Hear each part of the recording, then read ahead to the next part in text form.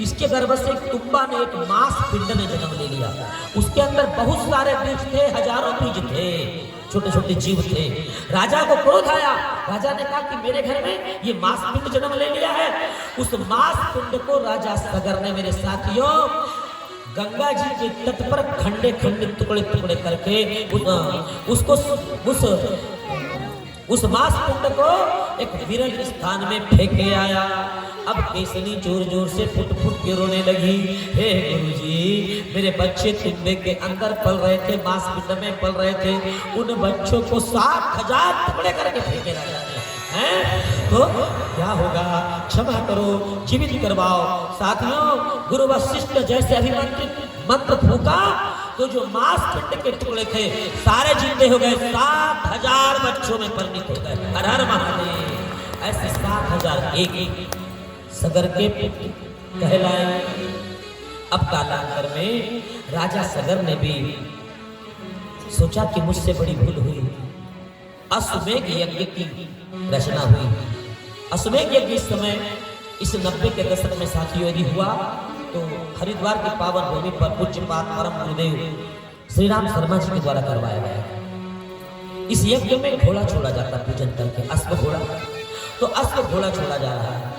वो यदि घोड़ा लौट के आ गया तो समझ जाइए यज्ञ सफल हुआ।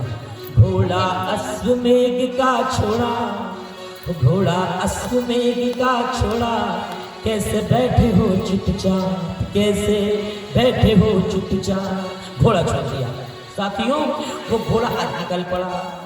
तो इंद्र को था भय। इंद्र ने सोचा कि ये राजन यज्ञ कर रहे हैं, कहीं मेरी गद्दी ना मांग ले। गद्दी का बड़ा डर रहता है लोगों को भैया। जो सब यज्ञ कर ले अश्वमेघ, वो इंद्र बनाया जा सकता है, कुर्सी का डर था। तो इंद्र ने विघ्न डाला, उस घोड़े को चोरी कर लिया और चोरी करके गंगा जी के तट पर, वो कोलकाता के पास में साथियों बैठे हुए कपिल मुनि, उन कपिल मुनि के आश्रम में ले जाकर बांध दिया गया। लक्ष्मी नारायण भगवान की जय।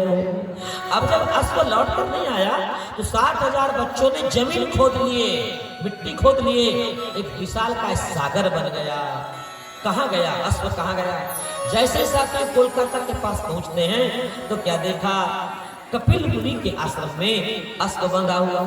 तो 60,000 बच्चों ने कहा, वारे महात्मा, राम नाम जपना और पराया माल अपना। बाबा जी की दाढ़ी हिला दिए। कपिल मुनि की जैसे ही आंख खुली तो नेत्रों से जो ज्वाला निकली, 60,000 बच्चे जलकर राख हो गए। हर हर महादेव। अब जैसे ही 60,000 बच्चे जलकर राख हो गए, असमंजस ने तपस्या किया। बोला, गुरुजी बड़ी गड़बड़ी हो गई है, मेरे सब भाई मारे गए, इनका उपाय क्या है? बोले, इनका उपाय यही है कि तुम्हारे वंश में जो भगवान नारायण के चरणों की जो गंगा ब्रह्मा जी ने रखे हैं, सुना तो सुबह कथा हमने, उस गंगा जी को बुलाइए। गंगा जी इनका उद्धार करेगी। तो उनके वंश में और भी राजा हुए। राजा दिलीप हैं, दिलीप अनेक राजा हुए। साथियों, सबने प्रयास किया पर गंगा जी नहीं आई। भगीरथ राजा है और भगीरथ ने जब प्रार्थना की तो माता गंगा आज स्वर्ग से खलबली मचाकर आने लगी। जब खलबली मचाकर आने लगी तो साथियों, बाबा भोलेनाथ जी कैलाश पे थे। भोलेनाथ जी ने कहा, गंगा तू तो बहा जाएगी संसार को, नारी नर से भारी, एक नहीं दो दो मात्राएं भारी। बोले, खलबली मचा रही है या भाई भैया, पता नहीं क्या करे हैं? तो बाबा भोलेनाथ जी ने एक जटा खोले और अपने जटा में समर गंगाधर भगवान की जय। अब भगीरथ ने फिर तपस्या किया। भोलेनाथ जी आम से गिरे खजूर में लटके, प्रभु ये तो तुम रख लिए हो। अब फिर एक जटा खोले तो गंगा जी फिर खलबली मचाते चली आई।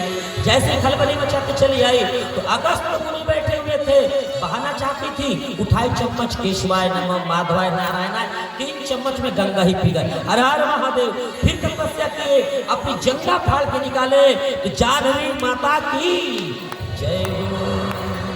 अब गंगा जी सीधी स्वर्ग से उतर रही है। गंगोत्री नाम की स्थान है। आप कहे कोई भैया गंगोत्री? गंगोत्री से नीचे उतरी। तो साथियों, हरिद्वार के पावन तट को सुंदर निर्मल बनाया, बद्रीनाथ को निर्मल बनाया और बनाते हुए साथियों आगे आई और जिस भूमि पर 60,000 बच्चे जलकर राख हुए थे, जैसा स्पर्श की तो देखते ही देखते 60,000 बच्चों की प्रेत योनि से मुक्ति हो गई। हर हर महादेव शंभो। और इलाहाबाद प्रयागराज में आई त्रिवेणी संगम की रचना कर दी माता गंगा ने। आज भी गंगा की विशेषता है, गंगा जल में कभी कीड़े नहीं पड़ते, एक विशेषता अभी भी है। बाकी मिनरल वाटर तो सड़ जाता है भैया, पीने के लायक नहीं होता, हम उसको पिए जा रहे हैं, बड़ा अच्छा लगता है। घर का पानी अच्छा ही लगता है, भरा वाला तो सड़ा बाटल। मैं भोपाल के पास मुझे फैक्ट्री भर दिए दे दी तुमको, और अपन 20 रुपए खरीद के पी रहे हैं। वाह, बड़ा फैशन का जमाना है। पेट्रोल से महंगा पानी पी रहे हैं, यही तो महंगाई है। लक्ष्मी नारायण भगवान की जय हो। यही वंश गंगा का अवतरण। अब इसी वंश में साथियों राजा रामचंद्र भगवान की जय जय हो। मालूंगी देख बाबू, भगीरथ के वंश में ही राजा खड़गवान हुई, फिर दीर्घबाहु हुई, फिर रघु की कीर्ति बहुत फैली। अब रघु की कीर्ति फैली तो इस जो सूर्यवंश था गुरुजी, ये सूर्यवंश बाद में रघुवंश के नाम से प्रसिद्ध हो गया। और इसी वंश में राजा दशरथ जी हुए, जो तपस्वी थे, पराक्रमी थे, अयोध्या के राजा थे। उनकी 3 पत्नियां हैं। एक पत्नी का नाम कौशल्या, एक पत्नी का नाम सुमित्रा और एक पत्नी का नाम कैकेयी। तो कौशल्या और सुमित्रा कहाँ की है? हमारे रायपुर के पास की। हर हर महादेव शंभो। छत्तीसगढ़ जिसे हम कौशल प्रदेश कहते हैं। और कैकेयी कहाँ की रहने वाली है? कश्मीर की कली। लंबी कथा इतनी बताऊंगा तो 11 से 3 बजेगा। लक्ष्मी नारायण भगवान की जय। 3 पत्नियां हैं, पर आज राजा दशरथ के घर में संतान नहीं है। अब एक दिन की बात थी, संतों को चिंता बनी। गुरु वशिष्ठ की धर्म भार्या का नाम है अरुधति। ऐसा संक्षिप्त कथा सुनिएगा। राम कथा लंबी विस्तृत जाएगी तो अगले बार तुमको राम कथा करवा बोलूंगा। ताली बजा दो, करवाओगे कि नहीं करवाओगे? जितने बजाए कुछ करेंगे, बाकी नहीं बजाने वाले हैं। तुमको नहीं करवाना है कथा अगली बार? ताली एक बार फिर से जोरदार। सहमति है तो होगी। फिर मैं ये नहीं कहता मुझे बुलाना और किसी को बुला कर तो देखो तो। तो साथियों, अरुधति है गुरु वशिष्ठ जी की पत्नी। एक दिन की बात थी, राजा दशरथ जी के घर बैठने गई तो अपने नाती की जोर से चिमटी ली। जैसे चिमटी ली तो नाती रोने लगे, कोहा। राजा ने पूछा, क्यों गुरु माता, ये आपका नाती क्यों रो रहा है? तो क्या बताऊं राजा, मेरा नाती कह रहा है कि मैं दशरथ जी के वंश में किसका पुरोहित बनूंगा। लक्ष्मी नारायण भगवान की जय। ध्यान दीजिएगा, यदि लालसा होगी तो लाल आएंगे। हर हर महादेव। पहले लालसा बढ़ाओ। उस दिन राजा दशरथ को विदित हुआ कि मेरे घर संतान नहीं है। आज राजा दशरथ जी एक बार भूपति मन माहे। एक बार भूपति मन माही, एक बार भूपति मन माही, भई गरानी मोरे सुख नाही, भई गरानी मोरे सुख नाही। ओ गुरु ग्रह तुरता भयहु महिमा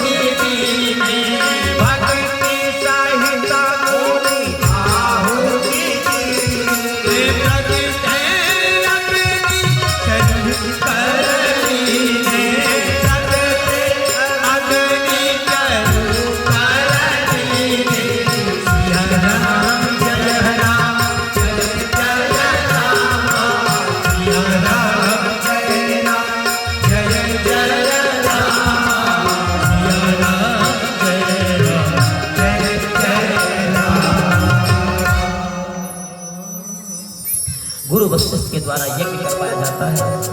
उस यज्ञ के प्रभाव से यज्ञ देवता लोटा चरु लेके उत्पन्न हुए। उस खीर के प्रसाद को महारानी ने ग्रहण किया। और साथियों, आज चैत्र माह है, नवमी तिथि है और दिन के 12 बज रहे हैं। भगवान राम रूप में नारायण आने लगे। जब नारायण आ रहे थे उस समय चंद्रमा कह रहा था, मैं बड़ा प्रसन्न, मैं आगे खड़ा होगा। चंद्रमा बोले मैं नहीं जाने दूंगा। भगवान बड़ी गलती कर रहे हो, एक तो दिन में जा रहे हो, हैं मुझे क्या मिलेगा। भगवान राम ने कहा कोई बात नहीं है चंद्रमा, मैं दिन में जा रहा हूँ, राजा बन के जा रहा हूँ, सूर्य वंश में जा रहा हूँ, इसलिए मैं सूर्य के प्रताप में जा रहा हूँ। पर तेरे नाम के साथ मेरा नाम होगा, मुझे लोग रामचंद्र कहेंगे। जब तक रामचंद्र नहीं तो अधूरा है। भोलेनाथ जी भी चंद्रमा को माथे पे रखते हैं। क्यों? क्योंकि राम के साथ में चंद्रमा का नाम जुड़ा हुआ है, चाहे टेढ़ा ही क्यों न हो, अवगुण भी क्यों न हो, उसमें चंद्रमा का नाम लगा हुआ है। साथियों, 4 बालकों ने जन्म लिया है। कैकेयी के भरत, कैकेयी के भरत, सुमित्रा के लक्ष्मण शत्रुघ्न और साथियों राम कौशल्या कहलाए। 4 बच्चों का जन्म लक्ष्मी नारायण भगवान। आदो राम तपोवनादिगमनम हत्वामृगं कांचनं वैदेही हरणं जटायुमर्णं सुग्रीव संभाषणं बालनिग्रहणं समुद्रतरणं लंकापुरीदाहरणं पश्चाद रावण कुंभकर्णम् एतद्धि श्री रामायणम्। 4 बच्चों का जन्म होता है। अयोध्या दुल्हन से सज गई। और साथियों, राम कथा को विश्राम देकर कृष्ण कथा बोलो बाके बिहारी लाल की जय। हो नवमी तिथि मधु मास पुनीता शुक्ल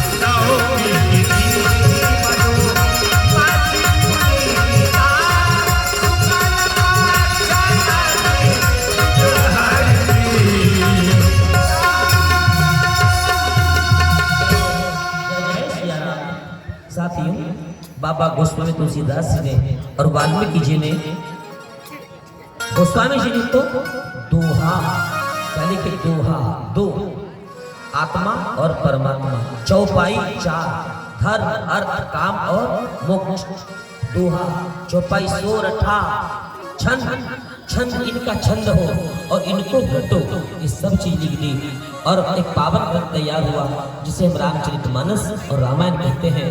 लंका विजय उत्तरकांड सप्तखंडों के साथ में रामायण की रचना हुई है। साथियों आओ चलो मथुरा नगरी चलते हैं। वृंदावन बिहारी लाल की जय हो। मथुरा के एक बड़े यशस्वी राजा है, अभी चंद्रवंश कथा सुनिएगा। मथुरा के एक बड़े यशस्वी राजा हैं जिनका नाम था उग्रसेन। ऐसा वर्णन आता है उग्रसेन के कोई संतान नहीं थी। मथुरा कितने लोग हैं बता दीजिए एक बार, मथुरा जाने वाले भैया कितने लोग पास मथुरा गए भैया? मथुरा जो मन से वासनाओं को थू कर दे उसे कहते हैं मथुरा। ऐसे मथुरा नगर में यदुवंश में उग्रसेन नाम के राजा रहते हैं। ऐसा वर्णन आता है कि उनकी कोई संतान नहीं थी। उग्रसेन राजा की पत्नी का नाम है पवन रेखा। क्या नाम है? पवन रेखा। पवन रेखा गर्भावस्था में नहीं थी, यज्ञ करवाया। उस प्रभाव से उनके घर में संतान आने वाली है। पर उनके घर में एक कालनेमी नाम का दैत्य, जिसको हनुमान जी महाराज ने पूछ पटक के दक्षिणा दिए थे ना, वही कालनेमी उग्रसेन के घर में दुर्मिल नाम का दैत्य बन करके आना जाना करता था। इसलिए कहा जाता है अपने घर में अच्छे लोगों का आना जाना रखो, बुरे लोगों का मत रखो, है ना। तो दुर्मिल नाम का दैत्य आना जाना करता था। एक दिन की बात थी, गर्भावस्था में पवन रेखा सरोवर में स्नान करने अकेली चली गई और केस खोल करके फुल्ले रे मारकर गर्भावस्था में स्नान कर रही थी। उस समय गर्भ अवस्था में दुर्मिल ने दुराग्रह के भाव से देखा और उस गर्भ में सूक्ष्म रूप में प्रवेश कर गया। लक्ष्मी नारायण भगवान की जय हो। अब जैसे ही पवन रेखा घर लौटी तो ज्योतिषियों ने कहा कि महाराज जो तुम्हारे घर संतान होने वाले यदुवंश में अब ये संतान दानव राक्षस पैदा होगी, ये राक्षस पैदा होगी, इसलिए उस संतान को आने मत देना। जब संतान हुई तो उस संतान को उग्रसेन महाराज ने अनिष्ट के भय से कपड़े में लपेटकर यमुना झील में फेंक दिया। पर संतान मरी नहीं भैया, वो कपड़े में लपेटा हुआ बालक आगे बढ़ा और कहाँ चल दिया? गोकुल। गोकुल के राजा थे सुरसेन महाराज। इस सुरसेन प्रतिदिन यमुना जी स्नान करने आते थे।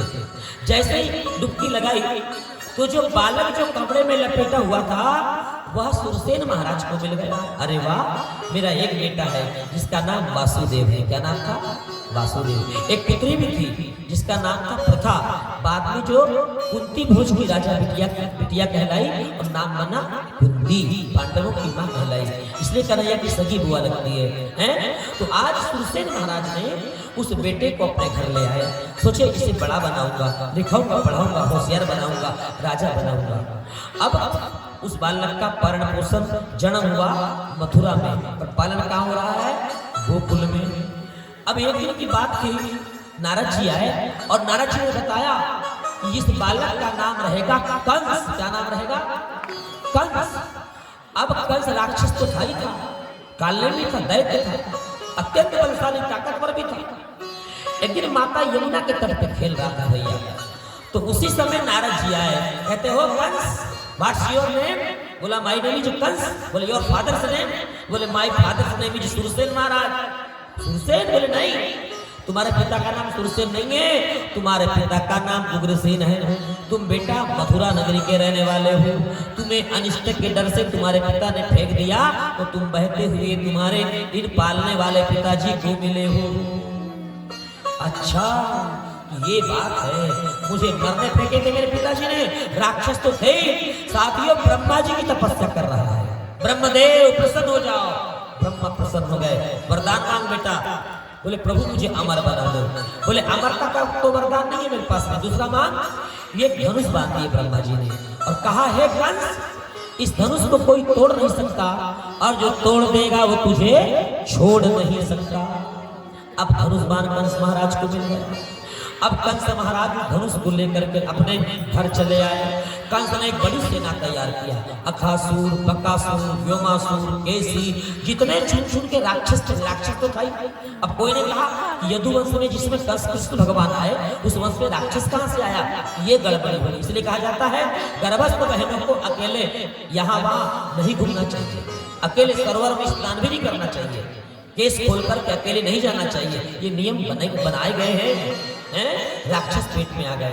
अब कंस ने अपनी सेना तैयार की और आज हमला बोल दिया पिता के घर। कहाँ? मथुरा में। जैसे हमला बोला, पिताजी कमजोर थे, पिताजी को बंदी बना लिया उग्रसेन महाराज को, और पवन रेखा को, माँ को भी और पिता को भी, और बंदी गृह में डाल दिया। और बिना चुनाव के, बिना बैलेट पेपर के, साथियों अपने आप को स्व राजा घोषित कर दिया कंस ने। कंस राजा घोषणा कर दिया कि मैं भगवान हूं, भगवान। यज्ञ बंद हो गए, कंस की आहुति होने लगी। कंसाय स्वाहा, कंस महाविद्यालय खोल दिए गए। अब लोग संस्कृति बिगड़ गई। साथियों धीरे धीरे लोगों ने बोलना प्रारंभ कर दिए, बड़ा दुष्ट है, ये बड़ा दुष्ट है जो अपने पिता को बंदी बनाया। जब कंस को पता चला कि मुझे दुष्ट बोला जा रहा है, ध्यान दीजिएगा, जो भैया नेता लोग होते हैं ना, ये सिंपैथी जानते हैं। ये बड़ी बड़ी योजना आ रही, कैसी योजना है? हमारा पैसा जनता के लिए, जनता का प्रजातंत्र है। ये कन्यादान योजना, ये 2 रुपए 1 रुपए किलो का गेहूं, ये क्या है? हम पकाओ और हम ही खरीदो। हर हर महादेव शंभो। साथियों तो कंस ने भी एक योजना निकाला। कौन सी? कन्यादान योजना। हर हर महादेव। तो कंस की एक काका जी की बिटिया, कुछ देर में झांकी आने वाली भगवान नारायण की, कंस की एक काका जी की बिटिया थी, नाम था देवकी। देवक की बिटिया देवकी। कहा मैं अपने बहन का विवाह करवाऊंगा, अपने बहन का विवाह करवाऊंगा। कंस ने निश्चित कर लिया, हल्ला बोल दिया कि कंस बड़ा दयालु हो गया है, अपने बहन का विवाह करना है। तो लोग तो ऐसा ही है कि धरतम उधर हम पलट जाते हैं, बड़े बड़ी पार्टी बदलते हैं लोग। भैया लोग बदलते ही बताइए क्यों बाबूजी? पार्टी बड़ी जल्दी बदलते हैं, दल बदल अधिनियम आना चाहिए कि नहीं आना चाहिए? तो लोग बदल गए, अरे वाह कंस बड़ा अच्छा है, बहन का विवाह करवा रहा। जब विवाह हुआ, कन्यादान कंस ने लिया और कहा, हे बहन, मैं कंस प्रतिज्ञा लेता हूँ कि तू मेरी आंख से बिटिया के जैसे है, प्राण देकर तेरी रक्षा करूंगा। उसी समय आकाशवाणी हुई, अरे दुष्ट कंस, जिस बहन की तू विदाई कर रहा है, उस बहन का 8वां गर्भ तेरा काल होगा। जैसे आकाशवाणी हुई तो कंस जहां आशीर्वाद दे रहा था, वहां कंस ने तलवार उठा लिया। हे देवताओं, मैं कंस भगवान हूं, भगवान। तुम्हारी भाई शिवानी झुटला दूंगा। और बहन ने उठाया तलवार। तब साथियों जब बहन पे तलवार उठाया तो बहनों ने बोले कि किसे मार रहे हो? हे राजन, हम पल पल रोते हैं और पल पल में मरते हैं और पल पल में जीते हैं। हम विचारों में ही मरते हैं और विचारों में ही जीते हैं। आधे घंटे पहले आशीर्वाद दे रहा था और आधे घंटे बाद बहन पर तलवार उठा लिया। ऐसा करो, तुम हमें बंदी गृह में डाल दो, हमारी जितनी संतान होगी हम तुम्हें ला करके दे देंगे। साथियों 6 संतानें हुई। झांकी तैयार रखें। लक्ष्मी नारायण भगवान की जय। गुरु जी से निवेदन, झांकी तैयार रखें। साथियों 6 संतान हुई। जब सभी 6 संतान हुई, कंस आता और हर बच्चों को पटक पटक कर मार डाला करता था। अब 7वां आने वाला है। जो कभी राम थे वो कृष्ण बन के आ रहे हैं, और जो कभी लक्ष्मण थे वो बड़े भैया शेषा अवतार में आ रहे हैं। क्यों आ रहे हैं? क्योंकि जब भगवान राम चित्रकूट में थे तो भगवान राम के पैर दबा रहे लक्ष्मण। राम ने कहा, अरे सो जाओ। अरे भैया आप नहीं सोए, पैर दबाऊंगा। राम ने कहा, हम तुम्हारे बड़े भैया हैं, इसलिए आदेश मत मानो, जल्दी सो जाओ। अच्छा, बड़े भाई का रूप जमा रहा है, आने दो दुआ करियो, मैं बड़ा बनूंगा, तुम छोटे बन जाए। हर हर महादेव। तो जो कभी बड़े थे वो छोटे बन गए। कौन? राम बन गए कृष्णा है। और जो छोटे थे बड़े बड़े प्यारे बलराम दादा माँ के गर्भ में समाये। भगवान कन्हैया ने सोचा कि मामा जी आएंगे और फिर पटक्कर बांधने का प्रयास करेंगे, और कभी सांप बाबा ने फूंकार मारा तो मामा जी अकाल मृत्यु में सांप काट के मर जाएंगे, मुक्ति होने वाली नहीं है। हे योग माया, इस गर्भ को खींचो। और मेरी माँ रहती है रोहिणी। वसुदेव जी की 6 पत्नियां थी और 7वीं की माता देवकी। बोले रोहिणी के गर्भ में पहुंचा दो, तो माता रोहिणी के गर्भ में साथियों बलराम पहुंच गए। लक्ष्मी नारायण भगवान की जय। कंस ने कहा बहन तेरा 7वां बेटा दे, बिटिया दे। भैया तुमने मेरे 6 बेटे मार डाले और 7वां तो आया ही नहीं। चलो अच्छा हुआ मैं बच गया, अब 8वां आने वाला है। बोलो वृंदावन बिहारी लाल की जय हो। साथियों उस समय कंडीशन अलग थी। जब भगवान राम का जन्म हुआ तो माँ बाप खुश थे, प्रसन्न थे, हमारे घर में संतान आने वाली है। यहाँ पे माता पिता रो रहे हैं। भगवान कन्हैया भगवान राम अवतार जो है कहते हैं कि उस समय मैं मर्यादा में जिया, अब थोड़ी मर्यादा तोड़ने आया हूँ। देवताओं ने कहा भगवान आप बार बार जाते हो, हमें भी ले चलो। तो पूरा ब्रजमंडल आज गोकुल में आया हुआ है। हर हर महादेव। पूरे देवता जो है वो सारे ब्रजमंडल में आए हुए हैं। साधारण गौली नहीं है। बोलो जो कन्हैया के साथ में खेल रहे हैं वो पप्पू यादव नहीं है, मंजीरा बजाने वाला कुछ तो है, तब इधर आया है। हर हर महादेव। तो साथियों सारा ब्रजमंडल क्या है? पूरा ब्रह्म लोक भगवान का नारायण लोक चलाया है। इसीलिए आज भी कहा जाता है धरती का स्वर्ग यदि कोई है तो वो गोकुल धाम है। हर हर महादेव। ऐसे गोकुल में ग्वाले बनकर चले आए। मेरे कन्हैया का अब आगमन हो रहा है। साथियों बीच का कौन सा युग था? द्वापर। पहले कौन सा था? सतयुग, फिर त्रेता, द्वापर, फिर कलयुग। तो बीच का युग द्वापर। द्वापर 2 पैर, धर्म के 4 पैर थे। त्रेता में 3 पैर बचे और द्वापर में केवल 2 पैर बचे। सत्य और दान 2 ही पैर बचे थे, है ना। दान की महिमा थी द्वापर की, समझ आती है ना। अब द्वापर में आ रहे बीच का महीना चले। कौन सा? भाद्रपद का माह। 12 महीने में बीच का महीना है भाद्रपद। बीच की तिथि अष्टमी तिथि, बीच का वार बुधवार की रात्रि में, बीच के वार में। साथियों आज जिस जेल के जिस कारावास की संसार निंदा करता है, मेरे भगवान नारायण उस कारावास को आज धाम बना रहे हैं। हर हर महादेव शंभो। बाके बिहारी लाल की जय हो। रात के 12 बज रहे हैं। भगवान कन्हैया का आगमन आना प्रारंभ हुआ।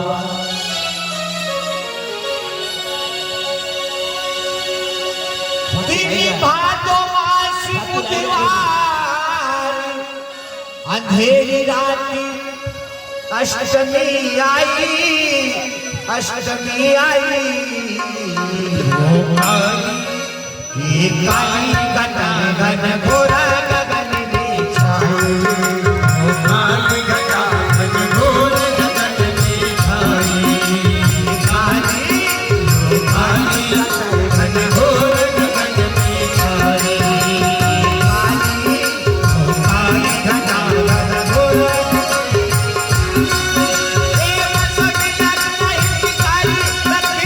भाई रोहनी आई, रोहनी आई। फिर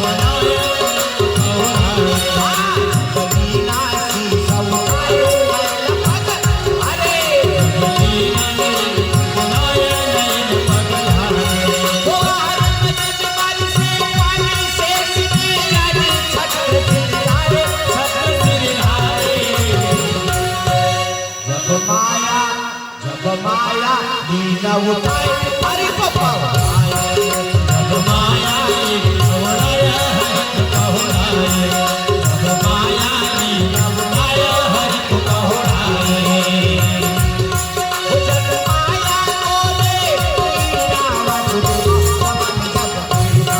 जब माया बोली रावण देवन बन गया हो गए मंत्री हजीरा राजा भेड़ कर मरवाया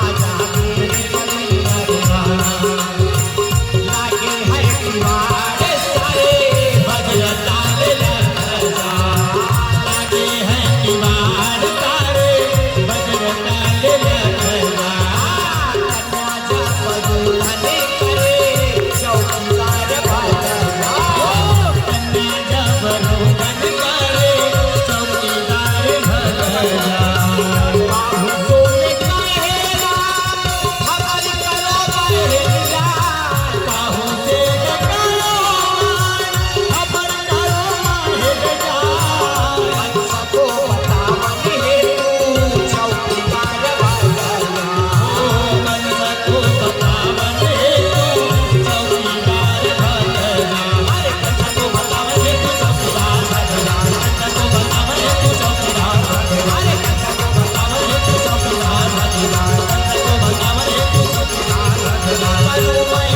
तुझको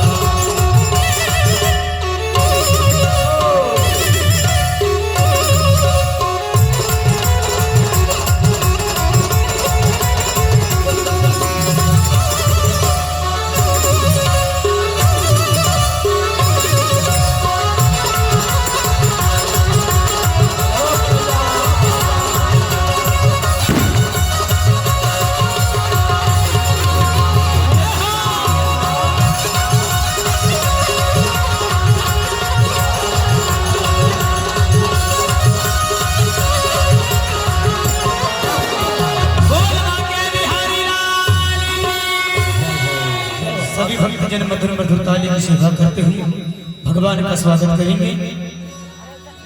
हरि स्वागतम स्वागतम स्वागतम स्वागतम स्वागतम स्वागत सभी गाँव भैया स्वागत स्वागतम स्वागतम स्वागतम स्वागतम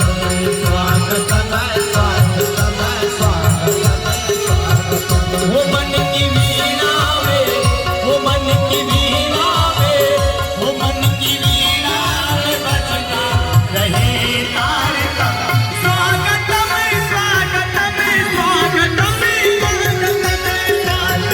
दोनों हाथ उठा के भगवान का स्वागत कीजिए।